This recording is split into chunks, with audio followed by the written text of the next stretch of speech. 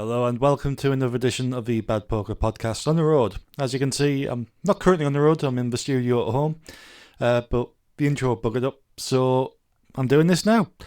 So why don't we head over to a Sheffield hotel room where I am shitting bricks? Get the greatest night of sleep, to be honest, but I've just had a nice chill day, getting focused for the job ahead. So in the end, there'll be 69 players going through into day two, which will mean around about top 50 will get paid. Pay hasn't been confirmed yet.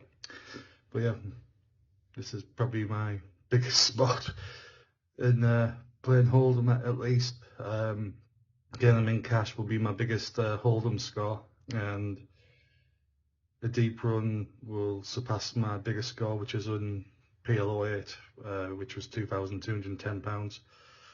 If I get to the final table, I will absolutely smash that. So yeah, this is my biggest opportunity playing poker, and again, I've got to thank Poker Raffles for the opportunity.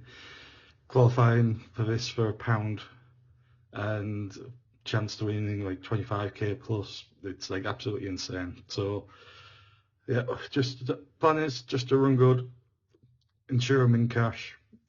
There's plenty of good players who've bagged for day two. The Chip Race boys, Darryl Kearney and David Lappin are there. Yeah, it's just going to get something to eat now and make my way down, get plenty of time, and try and study my table draw. And yeah, it's going to be a fun day. But yeah, once again, thank you, Poker Raffles. We'll be representing. Where's the logo? There we are. We may get on the feature table as well, so yep, I'll be wearing this on that. So good luck, us.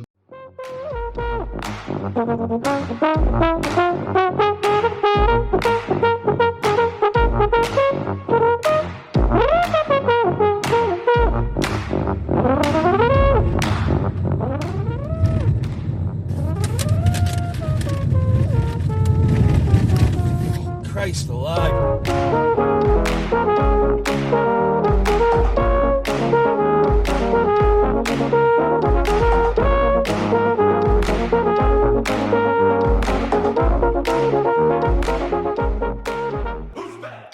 Finally seen my table draw. It doesn't look too bad. I'm going to be the third biggest stack on the table. The only player that I know is Jimmy Hall, who's no relation to Tom Hall, but there is a little bit of a resemblance, where you assure me no relation. I saw him run deep in the JP Masters at the Irish Open last year, and he's a very solid player, but I've got double his stack. Yeah, it's I'm quite happy. I guess two short stacks either side of me, so hopefully I'll be able to pick up some chips there. So yeah, let's try and get into the money. I'm delighted to be joined by Chip Race host David Lappin. It's been a bit of a tumultuous start to the year with everyone joining WPT Gold. Was it a tough decision to make to leave WPT? No, it wasn't at all. It was a unfortunate situation. Obviously, we wish things had gone down very differently, and those guys had made different decisions with regard to their masters. But once they decided on that, neither Darren nor I felt like we had any choice, really. It was a very simple decision. Am I on the Bad Poker Podcast, by the way? On the Bad Poker Podcast, yes, you are. Nice. I'm a big fan. Oh, thank you. Right, we're getting started. Things can only go from me.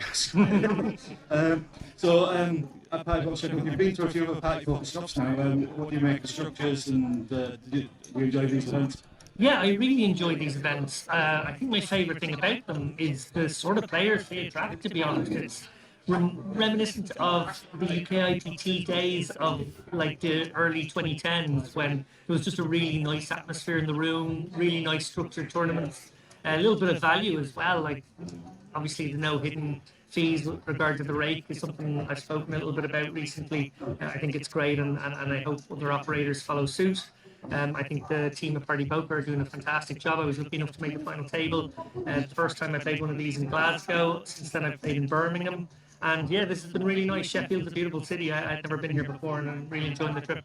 Cool. And it's the Irish Open coming up. Right, you're looking forward to that. Yeah, not too far away. I guess it's a nice opportunity to give a shout out to the guys from the Irish Open, JP and Paul, who, in the a little callback to your first question, stepped into the breach and said that they would be very happy to guest sponsor a couple of episodes of the Chip Race while we look for a more full-time sponsor of the show. So we've been able to orient a little bit of content towards them and Irish poker in general, both in the last episode, and there will be one more of that ilk coming up probably in just about 4 or 5 days' time. Yeah, it's my favourite tournament, my favourite festival of the year.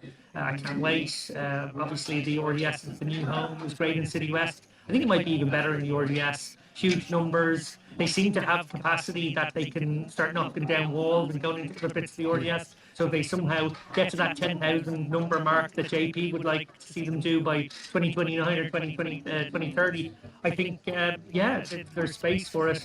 I would expect it to maybe bash through the 5,000 runner number this year. I had a look with both PokerStars and all the iPoker skins, in particular Paddy Power, and I saw that they're already at over 500 satellite qualifiers, which is insane since there's still like the good 3 months to go.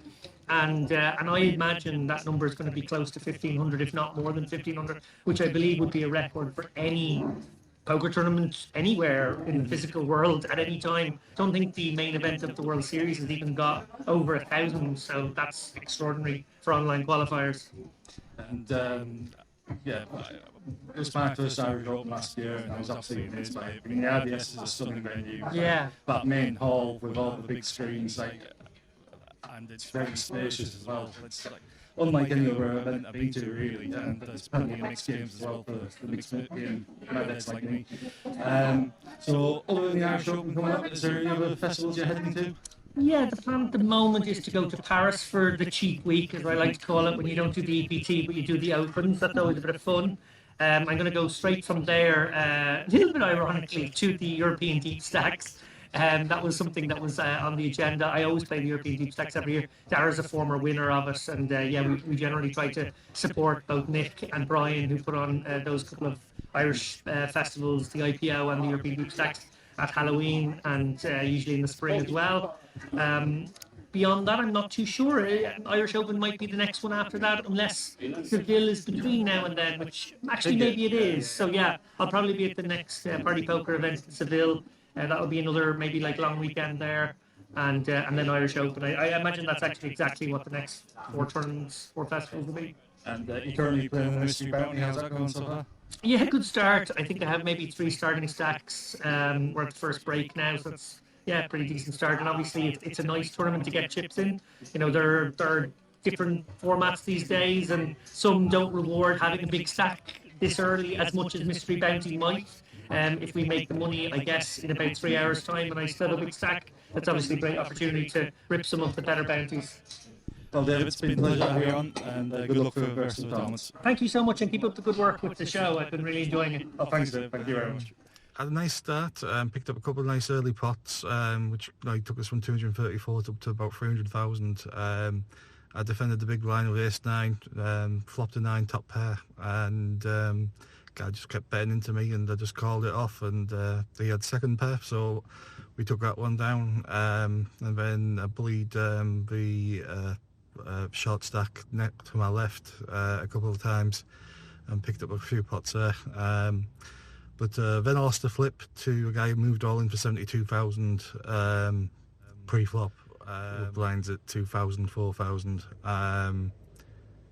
So, yeah, looking back, it was probably too big to call it off, but I had pocket tens. It went limp, I raised, he shoved, and I called, and he had king-queen. He flopped a king, so it took us down to about 160 odd thousand. And then I was just put in the mill. Won a couple of pots to just stack up a little bit, so I was on about 170,000, and I was in the big blind with ace-10 off. Manuel, I think he gets called Manny, but I'll double check that. But Manuel Moindma, who was in the button, raised, and I defended, just called the winners. Flop was 10-10-8, so hit trips, and 2 clubs were on board. He bet 7,000, and I raised it to 20, and he called. The turn was the jack of clubs, but I thought it was a jack of spades, so I didn't realise the flush came in. So I bet 25,000, and he shoved over the top for my tournament life. So 130,000 effective, and I was in the middle quite a bit. I don't think I've tanked so long for a decision in my life. I must have took about 2 minutes, 30 seconds or so, and I decided to go with a call because at least I knew I would have outs to boat up. Good news was he had, I think it was Ace of Diamonds, Queen of Spades, so he had absolutely, pretty much was drawing dead apart from the good shot he has. I think it was a deuce on the river, and I got a nice double up. I'm up to like 325,000, which is well above average stack. But my table is full of massive stacks. Like when I sat down, I joked saying that I feel like I've jumped into a 25-50 game with 200 quid. It's just like there's a couple of final table stacks there already. Like some just short of 1 million chips, and like I think 1.3 million will be about average stack on the final table. So all the chips seem to be on our table. So it may take a while for the short stacks to bust out, because I think all the short stacks are on the same table. But 9 for the money. Yeah, I'm happy. We should get the cash, and then we can just go hell for leather. There was a very interesting hand on the table just before I joined, because there was a double elimination, which involved Emmanuel. There was a raise, a call, and another call before I got to him in the small blind, and he had pocket aces. So he made it look like a squeeze up to 26,000, and he got shoved on by one. Another player called, and then obviously he snap called.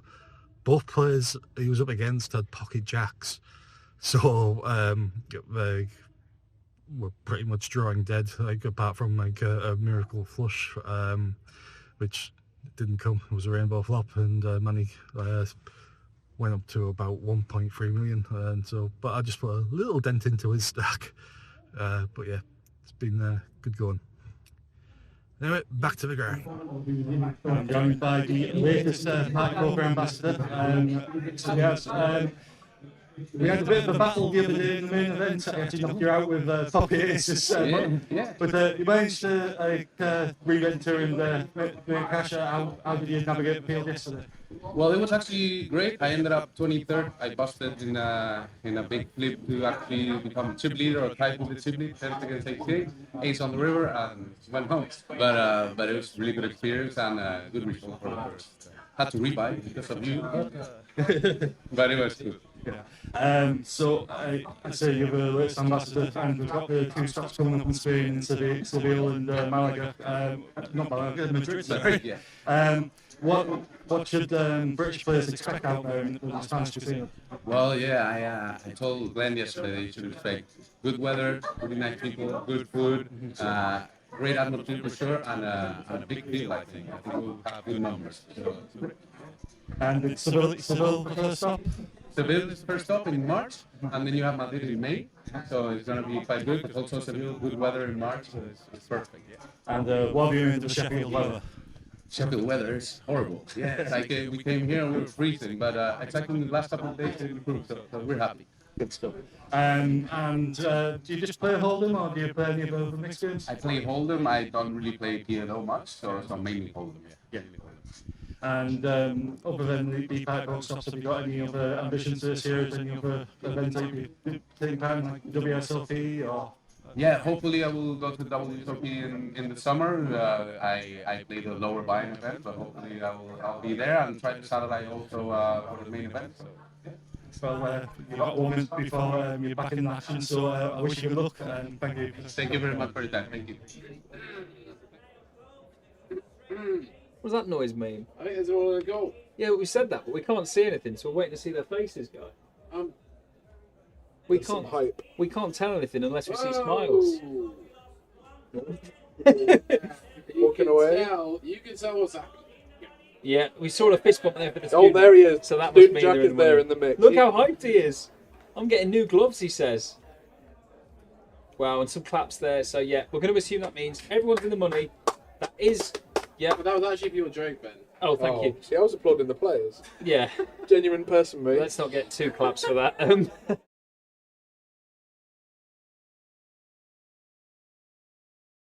Sorry to make that, but we have finally made the money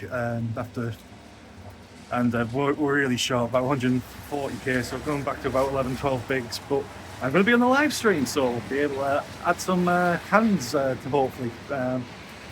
That's if I don't lose in the first of two hands, but at least I'll be getting this on the stream, so really happy about that. Yeah, that was the goal for today, get them in cash and try and get on the stream, so I'm absolutely delighted. Let's try and spin it out. Alright guys and girls, looks like we're ready to get back into the action here on day 2 of the main event, PartyPoker Tour in Sheffield. If you were watching just before the break, you will have seen the bubble did just burst. All details of how that hand went down will be on the coverage on Poker.pro. It did bust on one of the outer tables just after the final hand of the session concluded on our feature. So we did see it from the sort of card room shot. We didn't get to see who the players were or the hands. Nonetheless, we are now all in the money, guaranteed a min cash of £1,000. We'll play down to a main thing. There's a surprisingly large amount of Liverpool fans at the bar on break, I noticed. Oh, really? Interesting. I thought this was, you know, more the territory of the Manchester or the Leeds or the Geordies. There's a lot of that in Nottingham when Man United seemed to score. Yeah, not surprising, really. Not surprising that Chris here in C8 has shoved all in with Ace-Jack suited here. Just under 10 bigs over the open of Hasmukh, who's our chip leader. Probably opening pretty wide himself. Where do I recognise Hasmukh from? Was he on our stream a few days ago, maybe? No, I mean, like, he does get around. I've seen him a few times.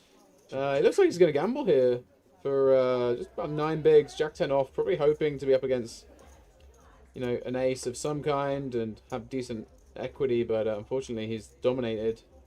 Well, they are all in the money now, guys, so we may see a few more risque plays like this. Yeah, if I'm allowed to say so, it is the post-bubble bust-out bonanza. I'm not sure if that is copyrighted, but we'll try it. The PPBV. Yeah, we'll call it that instead. Well, it's going to be Chris that doubles unless a 10 is found. One of those, in fact. Right on cue again, Mr. Shannon. How do you do it? I do what I can. Any queens about? Any aces about? No, I think Chris? it's it. I think it's it. No, we're going to lose Chris right after the bubble. That's a very unfortunate bust out. Couldn't have got it in any better, really. And he will pick up the 1k min cash. And Hasmukh goes from strength to strength over 1.1. It's the day after the night before. Managed to get the min cash, which I'm absolutely delighted about. Turning a £1 raffle ticket into £1,000, it's absolutely insane.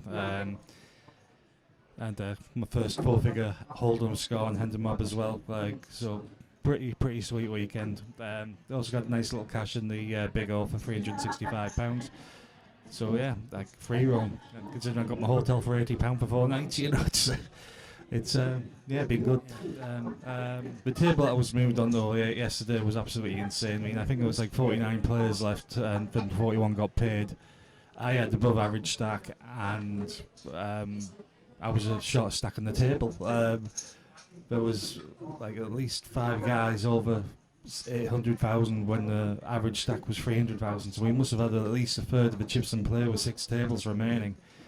So I was a little bit handcuffed with what I could and couldn't do, and the card distribution didn't fall in my favour. But as I say, min cash, I'm really happy with it. I was sat next to Sadaf for most of the day, who is now currently on the final table. he had a similar stack to me going to the feature table, so he's done him remarkably well to spin it up to make the final table. He came into it with 13 big blinds, so it will be rooting for him to take it down, but he's got a mountain to climb to get there, but he's a great player. So we're going to try and grab a few interviews with some of the players, and yeah, should be interesting. I'm joined by Rick Cooley, head of live operations at PartyPoker. It's been another successful event here at Sheffield. What have you made the week? It's just been so much fun this week. It really has, Chris. Yeah, it's been a great week. I was a little bit nervous about this stop. New venue, new city, middle of January. It's a bit cold out, but the players have turned up. And it's been a great atmosphere. It's been an amazing 6 days. It's been a lot of fun. And one of the highlights for me is that there's been a lot of mixed games at this festival and the previous stops. Is that going to continue in the future? Absolutely going to continue. Mixed games really are my favourite games. I love a bit of PLO, a bit of high-low. And I think it's hard to find those games as well. Nowhere's really spreading them. It's not really a profitable game to spread. It's going to be low numbers. It has to be cheap. But it's just fun. I mean, poker is more fun with more cards, in my opinion. So let's have some different games on. Some fun offerings. Yeah. And we've got Seville, Madrid, and is it Manchester? Yeah, Manchester. Booked in, yeah. Yeah. When should we expect to hear some more events being announced? I think we're looking to announce mid-February. Hopefully, announce the rest of our stops for the year. Yeah, is the plan. But yeah, Seville March, Madrid in May, Manchester in June. Looking forward to all those. We were in Manchester last year. It was amazing. Great Cardroom there. Yeah, really looking forward to getting back to those. Yeah. Now, I remember, I think the last Party Poker event before Birmingham I went to was the stadium tour. So is there going to be any mad plans like that? Well, we've had a calm start in 2025. Yeah. 5 stops in the UK, kind of proof of concept back on the live scene after their hiatus over COVID. We're expanding a little bit this year, a few more stops. I mean, maybe anything's possible. I don't want to rule it out, but I don't know, maybe poker's nice in the casino. Yeah, I think St James's Park wasn't the best place. No, it's not. I mean, there might be some other places we could think of, but I don't think the football stadium plan really got off the ground too well, did it? No. And would there be any other countries potentially be coming on board? We'll see. I don't want to announce anything or any spoilers, but yeah, I mean, hopefully we can expand. We've just done the UK. This year we've got Spain coming in as well. Obviously, we've got quite a lot of countries that are our target market, so yeah, maybe, hopefully. Okay, well, again, it's been an enjoyable week, and it was great to get any cash from a poker app ticket. So beautiful, yeah, it's well played. Yeah, I forgot about that. That was nice. Well done. Yeah, so but yeah, next year coming to Manchester, Seville, and Madrid. Thank you. Cheers. See you there. Thanks, man. Thank you for watching us on the road edition of the Bad Poker podcast. It's the first time we've done this kind of thing, so there was a few gremlins that we had to deal with along the way, but we'll make sure they're ironed out in future episodes if we're on the road. A big congratulations to the eventual winner, Siddharth Sudunagunta, who won for £20,000. I had the pleasure of playing with him for most of day 2, and he's such a nice guy. He's one of Dara's students at Simplify Learning, and yeah, absolutely a great guy. He had an interesting story at the Sheffield stop of the PartyPoker Tour. He won a free roll into the high roller and eventually won that high roller, so he's had a hell of a 6 months and well deserved, and hope to see him again in the future tours. That's all for this week, and next week we have another On The Road special where we'll be broadcasting from the APAT Team Championships, where myself and Dom will be representing Race for Jack. We'll also have interviews from PartyPoker ambassador Sam Achampong, Race for Jack founder Dave Amos, and Poker News' Dan Williams to talk about team strategy and other breaking news that's happened this week in the world of poker. Please like and subscribe, or follow on Facebook. All your support is gratefully received, and we love meeting people out on the road for the last few weeks, and we hope to continue to do so in the future.